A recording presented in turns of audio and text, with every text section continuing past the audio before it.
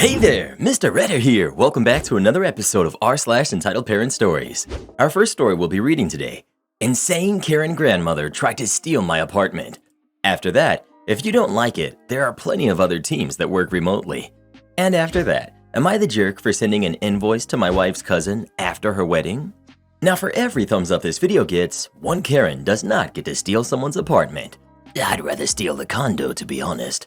So please smash that like button. And subscribe and turn on notifications for new stories from Reddit every single day. Insane Karen grandmother tried to steal my apartment. I'm 29, female, and I've been dealing with this for some time, but recently this became ridiculous. My grandmother, who's the worst person I've ever known, one of the most frustrating, entitled, narcissistic, condescending jerks on earth.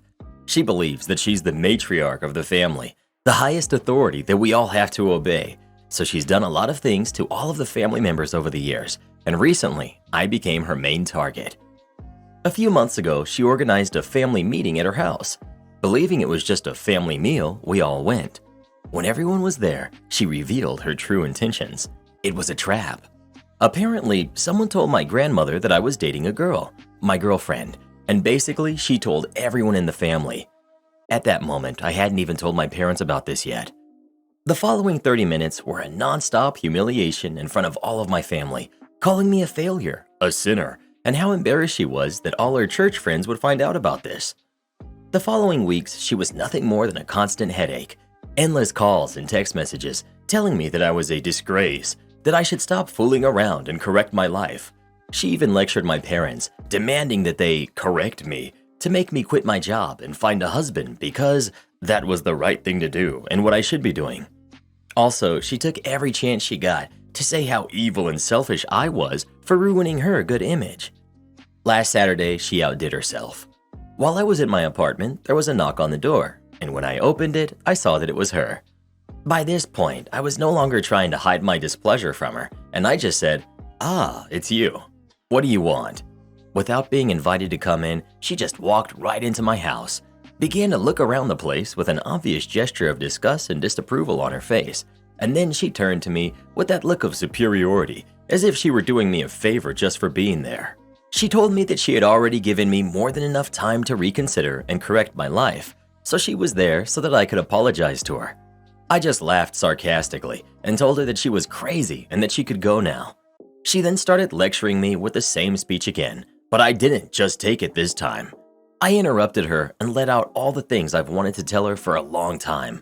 That she was a dumb old jerk, that she was not an authority figure to anyone, that her presence alone ruins our day, that nobody can stand her, that she's such a horrible grandmother and mother that she should not find it strange that none of her kids love her or visit her unless she forces them to.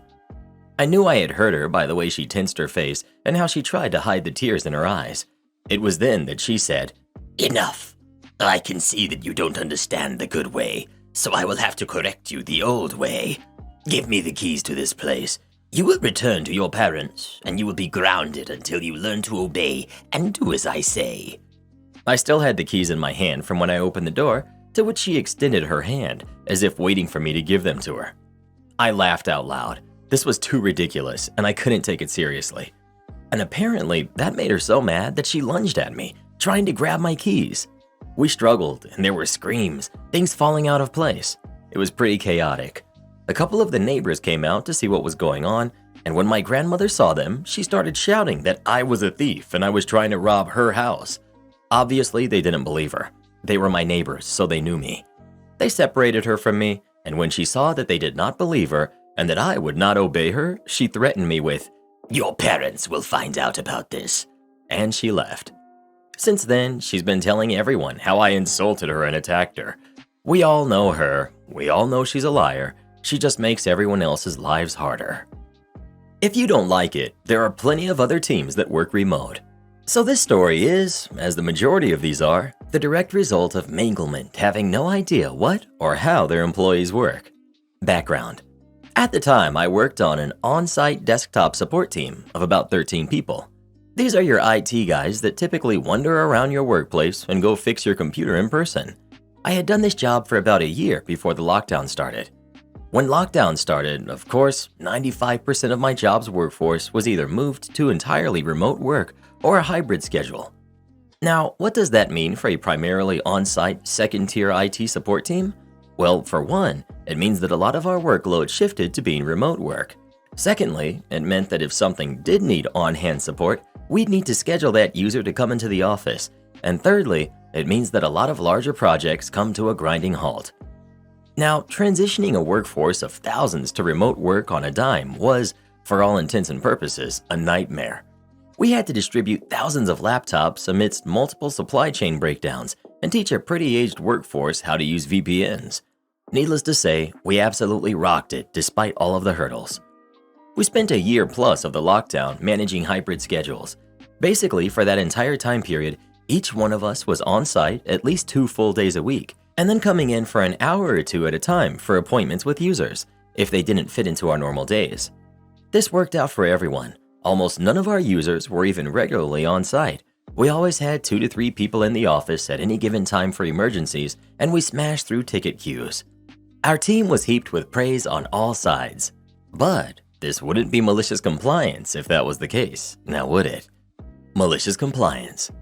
So, after having rocked support IT during lockdown and receiving praise from every department, Manglement remembers a project that we've been putting off: Lifecycle Replacement, LCR. Lifecycle replacement is the fancy IT term for replacing computers when they get too old. We were supposed to start a massive LCR right before lockdown, but due to some rather ridiculous moves on the part of Manglement, they dissolved the Lifecycle team into desktop IT. It got delayed.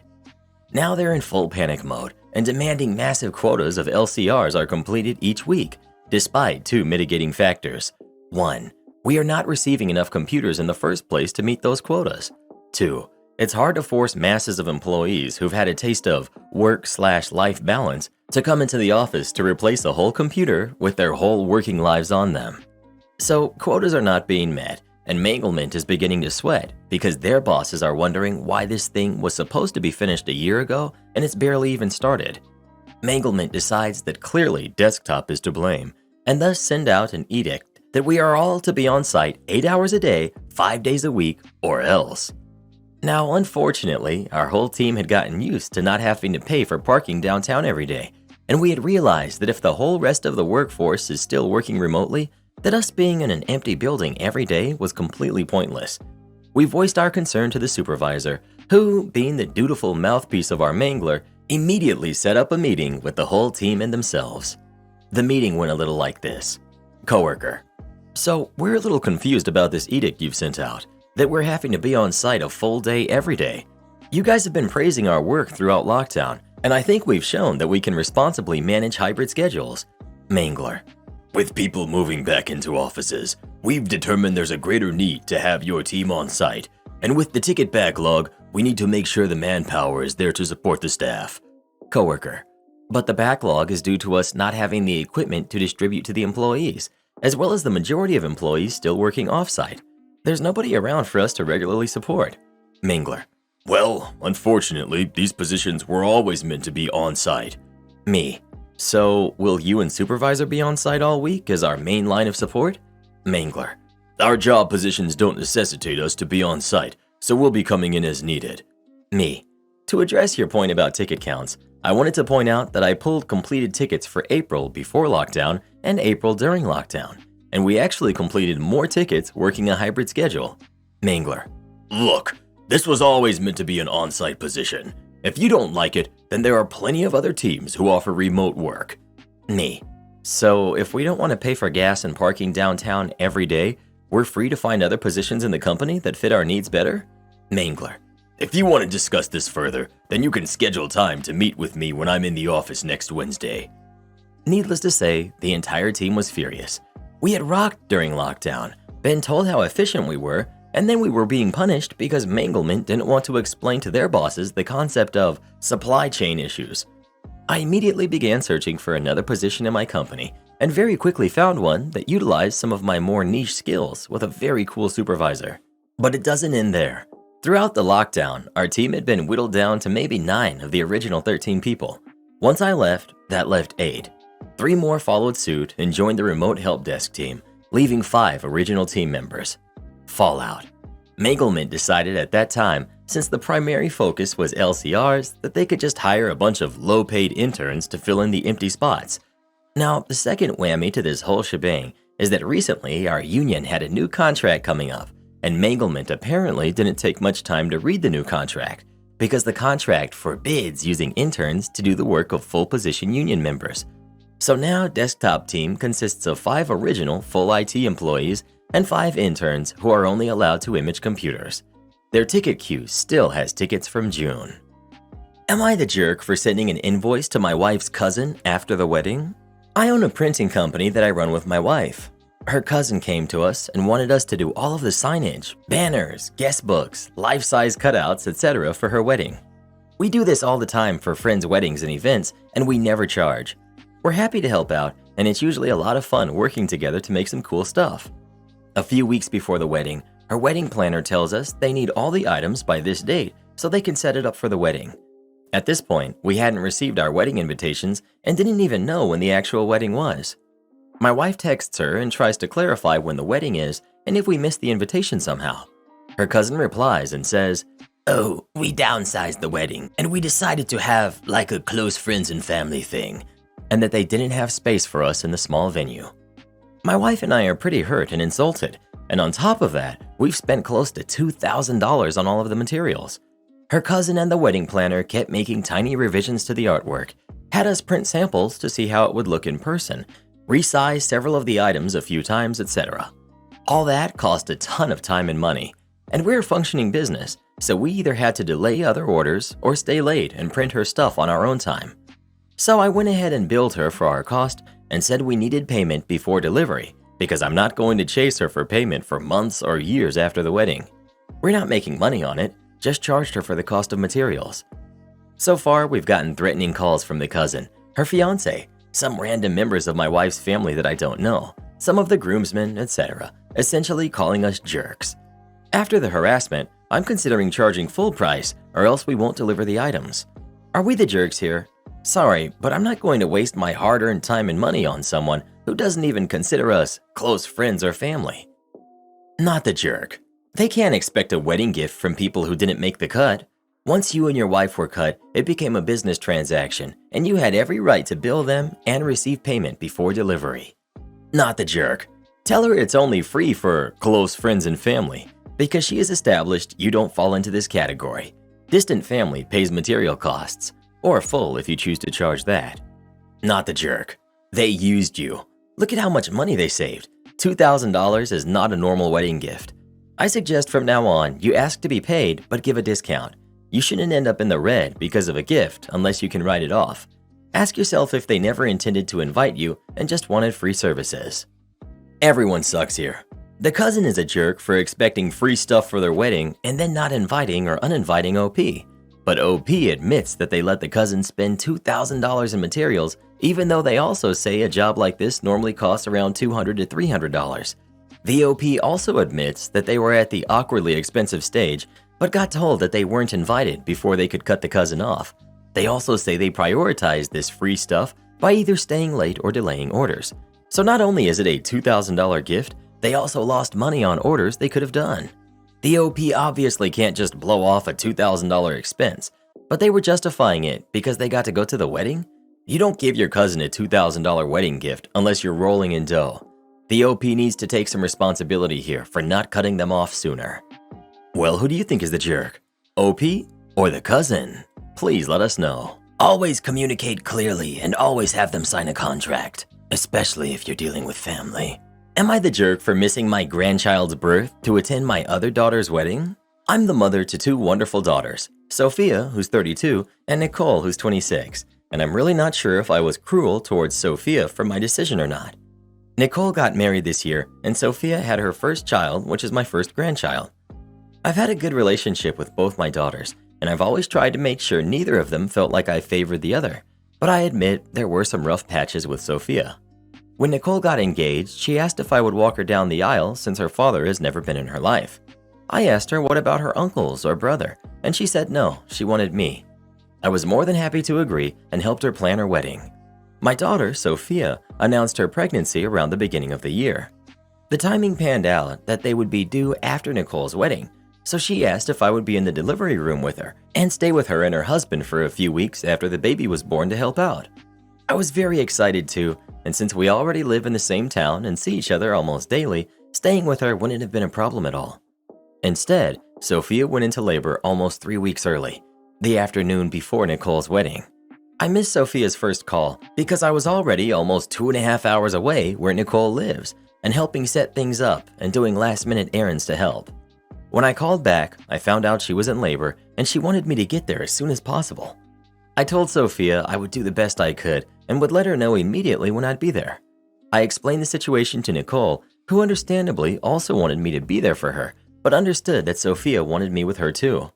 Nicole was able to move her ceremony to the morning and make it a quick 25-minute ceremony, and there would be just a few hours gap between the ceremony and reception. I thought this was a good compromise that would let me be there for both of my daughters. I called Sophia and she wanted me to get there that night. I asked if her husband was with her and she said yes, so I asked her to please consider him as a second choice until I could get there. Sophia got upset and told me to forget about it. I got to the hospital early the next afternoon and missed the birth by a couple of hours. Sophia was so mad, she didn't want me to come in when she was moved to a room. I thought that was understandable and she would talk to me soon, but it's been a couple of weeks now and I've tried to apologize to her. I've talked to my son-in-law and he said they're both mad that I chose to ditch Sophia when she needed me most for a party. So I'm here asking an outsider's perspective if I was wrong to not go to the hospital right away. Am I the jerk? Edit. I did not stay for Nicole's reception. I left immediately following the ceremony. She still had to wait a few hours from the end of her wedding ceremony in the morning until her reception that afternoon. It could not be pushed back later in the day due to the reception venue having an event in the evening. Not the jerk. And I'm really surprised by the responses here. A wedding is not just a party, it's a once-in-a-lifetime event and almost by definition has parents there to celebrate, unless there's an exceptionally strained relationship. Childbirth is a medical procedure that usually only has 1 to 2 support people, and in many families happens 2 or 3 more times. It's nice, but not common or even expected to have grandma there. And it's not like you plan to attend one over the other. The baby came 3 weeks early. Your other daughter rescheduled her wedding in hopes of you making both work out. How anyone could assume you intended to prioritize one kid over another, or that people weren't accommodating enough considering what was done here, just baffles my mind. Not the jerk, not even a little bit. Her husband was with her. Exactly. When I had both of my kids, the only person with me was my ex. For different reasons, my mom couldn't be with me. It's called life. I don't understand her daughter having a fit. As someone who went into labor 3 weeks early, it's terrifying, especially as a first-time mom. I personally didn't want my mom there, but going through that without your preferred support person would be so scary. For now, I say no jerks here, because it's a difficult position. But why didn't you go home that night, then go back for the wedding the next day? I don't think you're the jerk, but in the same situation, I'd have made the other choice, and I can see why Sophia is furious.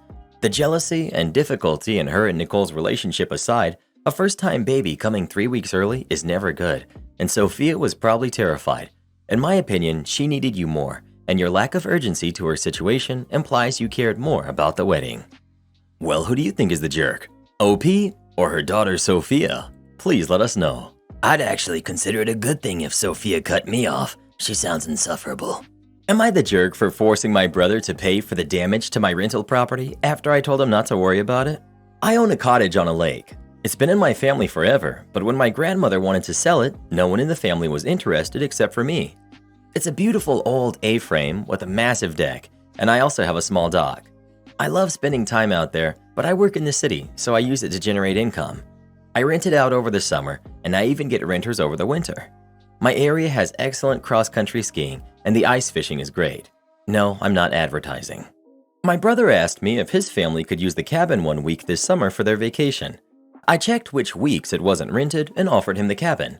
My mom called me and told me he didn't make a lot of money this year, so I didn't charge him, but I did insist on all the paperwork being filled out. Liability waivers and insurance, that sort of thing. Well, on the last day, I got a call about a small fire in the kitchen. He sent me some pictures and it was pretty minor, maybe $3,000 to fix. Accidents happen and that's why I have insurance.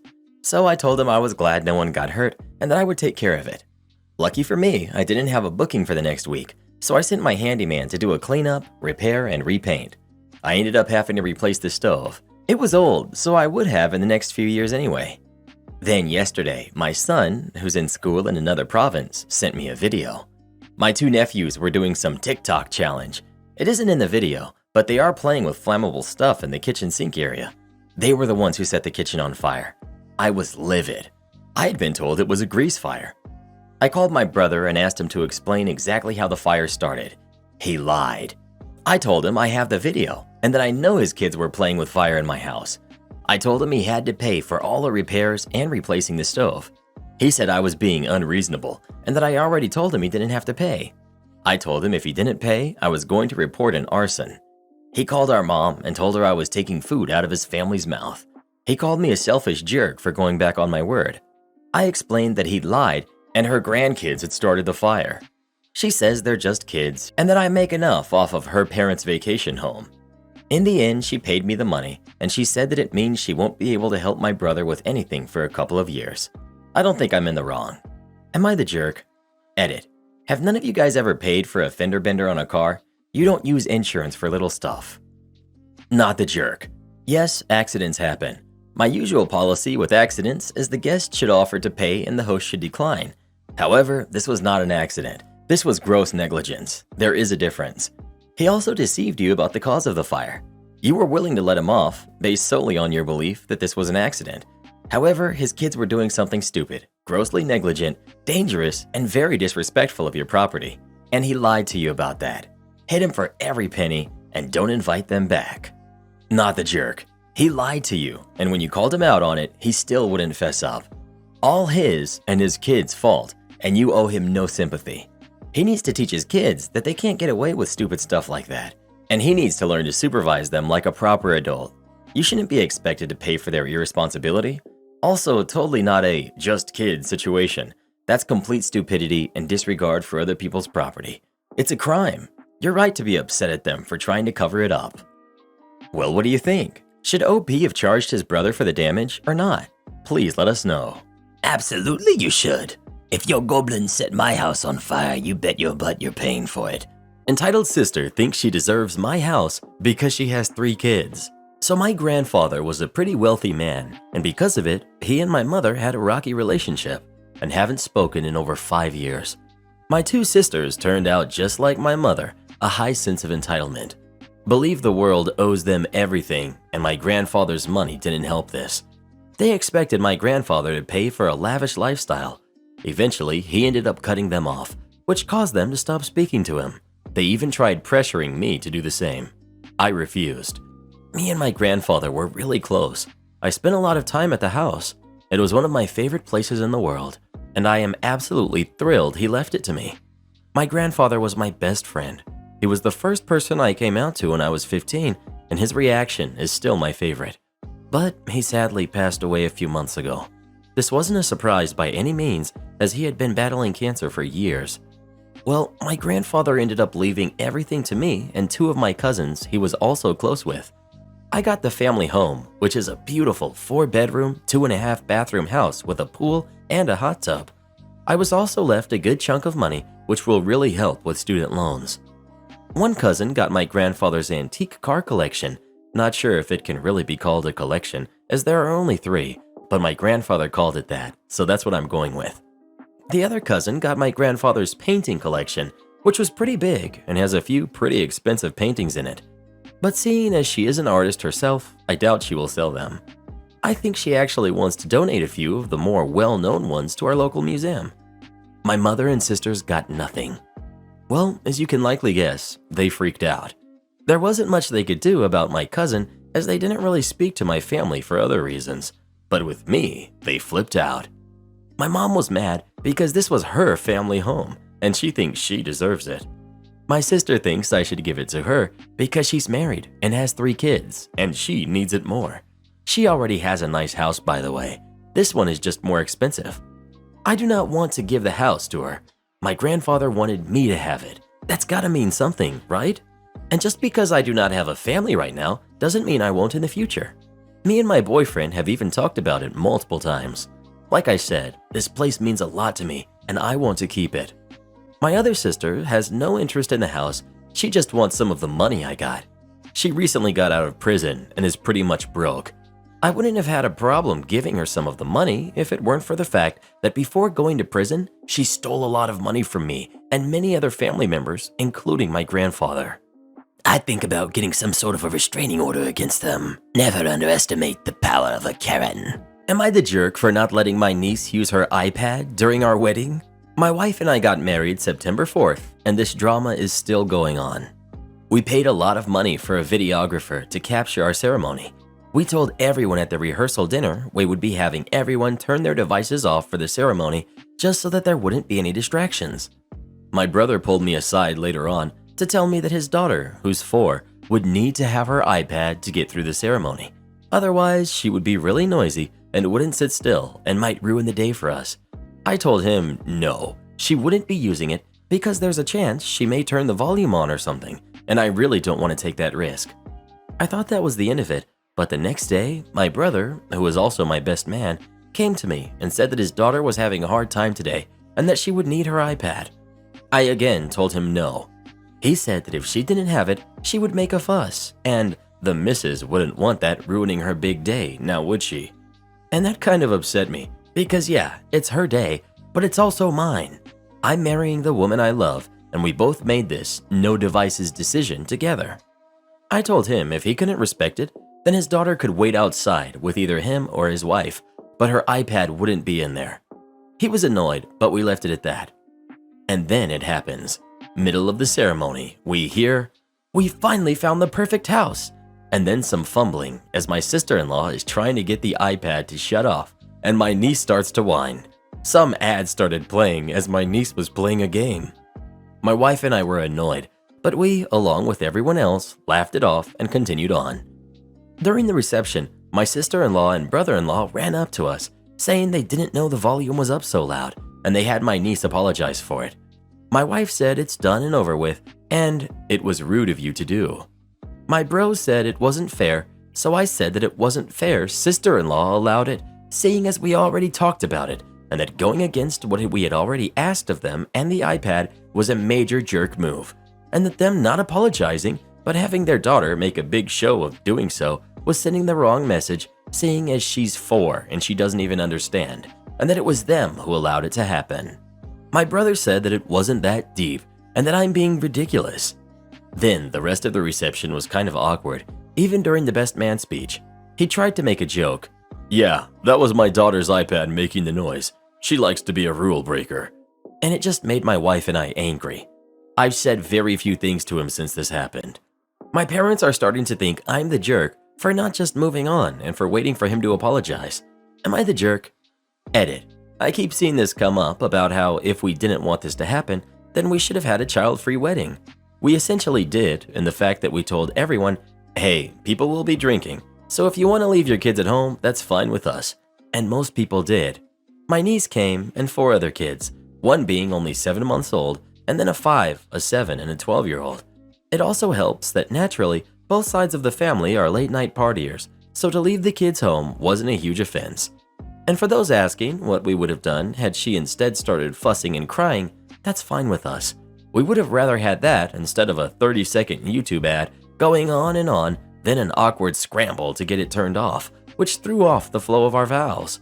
If she started fussing, that's something we could have laughed about, and her mom would have taken her outside. Instead, we had all the guests turning to look at them in a very awkward display of, you were asked to do one thing. And yes, we still laughed, but for us, it wasn't the same. It really wasn't. As for offering up other solutions for my brother and sister-in-law to use to entertain their daughter, respectfully, that's not my job. I'm not her parent. We told them no devices. We had several options, as people have mentioned, and we are not her parents, so it wasn't on us to offer up alternative suggestions, seeing as we were a little more preoccupied with getting everything in order to be married. Maybe I shouldn't be so bothered by this, but I am, because it was the lack of courtesy and apology on my brother and sister-in-law's behalf. My niece apologizing doesn't really mean anything because she doesn't understand what she did. Her mom handed her the iPad. My niece is 4 and doesn't understand that what happened was rude. She doesn't grasp that yet. It should have been on my brother and sister-in-law to apologize. Am I the jerk for calling my brother-in-law lazy in front of everyone? Last weekend, I invited my husband's two brothers and their wives to stay over the weekend and have a birthday party for my husband. My husband's youngest brother arrived on Friday night with his wife and stayed in our guest bedroom, while the eldest brother offered to smoke some pork overnight and bring it to the party. The poor guy was up all night cooking it, and I told him I didn't want him to lose out on his sleep over it, but he insisted. So on Saturday, I get up early and I'm cooking and baking all day, and my husband, his brother's wives, and his eldest brother are all helping out. Everyone is busting their tails except the youngest. He's sitting down in the living room playing video games for hours without a single offer to help. Even the few times I hinted to him that I needed help, he came up with some BS excuse why he wasn't going to be able to help out. Fast forward to the party. Everything came out great. All the food was good and everyone was enjoying themselves. And the jerk brother makes a joke about my cooking to everyone at the party. At this point, I had had enough of him, so I told him, "You're one to talk. Everyone helped with the cooking and to put this party together except for you. You're a lazy and entitled parasite." Now, I know that my retort wasn't the most diplomatic and that I shouldn't have embarrassed him in front of everyone. And my husband got mad at me and said that I was a jerk for calling him out in front of everyone and that I needed to apologize to his brother. I told him I don't owe him an apology at all. Am I the jerk? I feel like one after the fact. I know I should have kept my mouth shut, but I still don't think I should apologize to him. Edit. For those who say that I shouldn't have expected people to help out, I will add that it's an unwritten family rule that when a family member invites others for a dinner or a party, everyone is expected to contribute, either by helping out or bringing a dish. It's always been like that for as long as my husband can remember, and I've adapted to their custom. Edit 2. My brother-in-law always never contributes. Not just at family gatherings, but with anything. My husband's family is very close-knit. Actually, everyone is awesome but him, and they're always helping each other out. He only asks for help, but never helps anyone. In my husband's own words, he always finds a way to worm himself out of helping. Edit 3. My brother-in-law said in front of everyone that my food tasted like prison food. For those wondering if in fact the food tasted bad, it didn't. It tasted delicious. Everyone was complimenting it, and some requested the recipes for some of the dishes, which is what prompted him to make that unsavory joke. Support our channel by joining as a member today, and we'll give you a shout out in our next video. Or come watch this video next. You won't believe what Karen does in that one.